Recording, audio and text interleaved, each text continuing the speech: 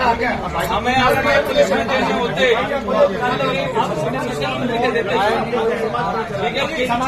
लेकिन जब बात हो लगी ना हमारे सबके भाई सास ससुर की आंखों में इनोसेंट हम नहीं आंखों में फैसला कर दो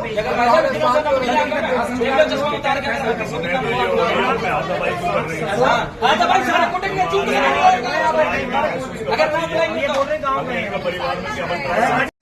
मेरा राम डागर। डॉक्टर साहब क्या हुआ है यहाँ पर? कुछ नहीं हुआ है। हमने शादी करी थी अपनी बहन की 18 साल पहले बल्लभगढ़ में न्यू फ्रेंड्स कॉलोनी में। अब वो हाल फिलहाल में सेक्टर 7 में रह रहे थे।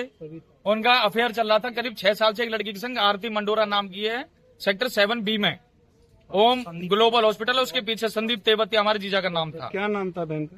उस लड़की बहन का नाम था सविता तेवतिया। सविता तेवतिया। हाँ, कितने वर्ष इन्होंने इतना मेंटली टॉर्चर करा है। वो लड़की घर पे आके गाली देकर जाती थी इन्हें, मेरी बहन को। वहाँ पे हमारा जीजा खड़ा रहता था, ये हमारे बहन के सास ससुर खड़े रहते थे कि ये गाली दिलवाते थे हमारी बहन को। वहाँ पे हम अपनी बहन को अपने घर ले आए कि कोई बात नहीं, उसका बेटा बीमार हो गया 10 दिन पहले कि कोई बात रहा कि मैं घर जा रही हूँ अपने बालक के देखूंगी। इन्होंने टांग दी, कल खत्म कर दी बहन। कैसे सूचना मिली थी आपको? हमें पड़ोसियों ने बताया है। पड़ोसी से मौके पे गए थे आप? मौके पे हम नहीं पहुंच पाए थे, मौके पे पड़ोसी थे। हम कोची से आ रहे थे, हम सीधे फिर अस्पताल पहुंचे थे। तो क्या फांसी लगा दी? फांसी लगाई है उन्होंने, मारा है उन्होंने। आरती मंडोरा, संदीप तेवतिया, आरती मंडोरा की फुल फैमिली। अच्छा, उसका भाई शुभम और वो बाकी सब। अपनी बहन की बॉडी देखी है अभी?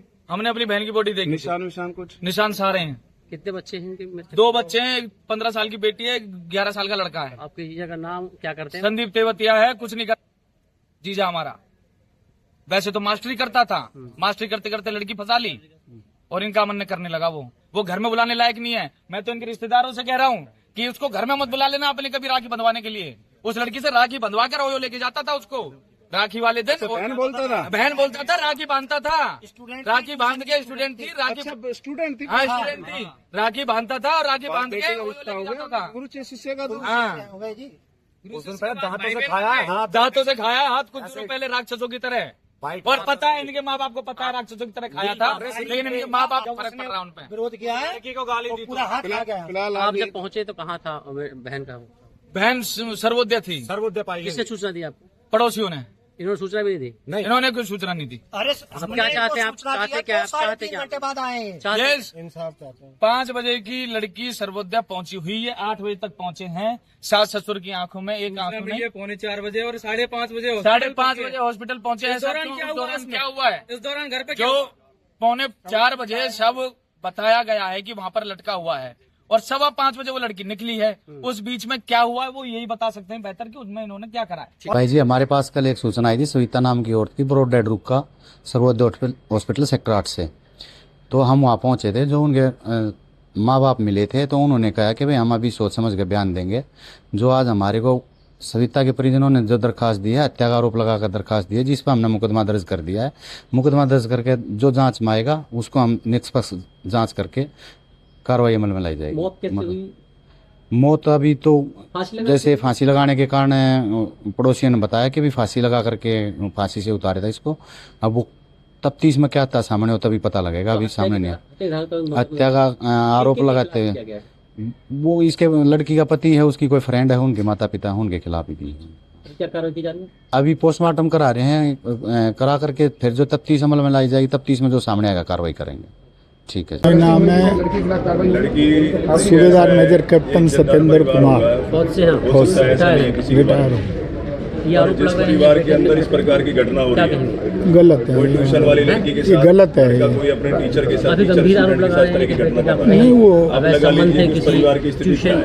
उसके बारे में लगा रहे हैं। उनके हमने कभी नहीं देखा, लेकिन इन्होंने बताया तो हमने इनका हमेशा सहयोग करा उस बात में। यदि इन्होंने लगाया तो हमने कभी ऐसा देखा नहीं, पर इन्होंने हमें बताया है तो हमने उसको कंट्रोल किया।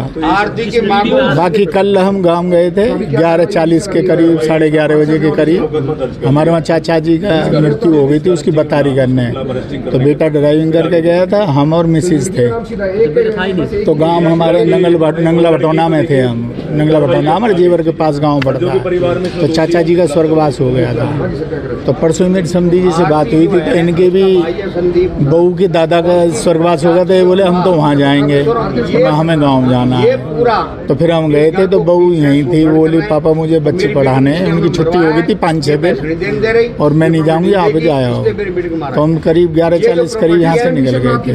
तो गांव में बतारी करने के बाद फिर हमने करीब 1:30 बजे 1:40 के आसपास मैंने फ़ोन किया, बेटा मैंने खाना वाना खा लेना, एक मजदूर लग रहा था उसको खाना दे देना।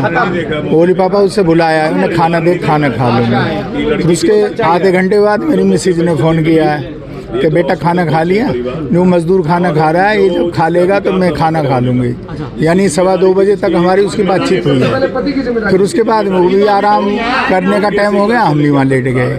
4 बजे मजदूर का फ़ोन आया कि मेरा काम ख़त्म हो गया, बहन जी अभी उठी नहीं है, को काम हो तो बता दो। तो मैंने फ़ोन किया तो उसने फ़ोन नहीं उठाया।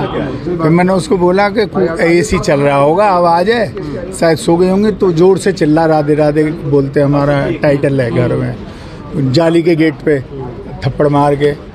तो और बाहर से डोरबेल बजा, हो सकता है डोरबेल से आवाज़ चली जाए, फ़ोन बंद हो या कोई बात हो गया। उसने फिर मुड़ के बताया जी नहीं उठाया उन्होंने।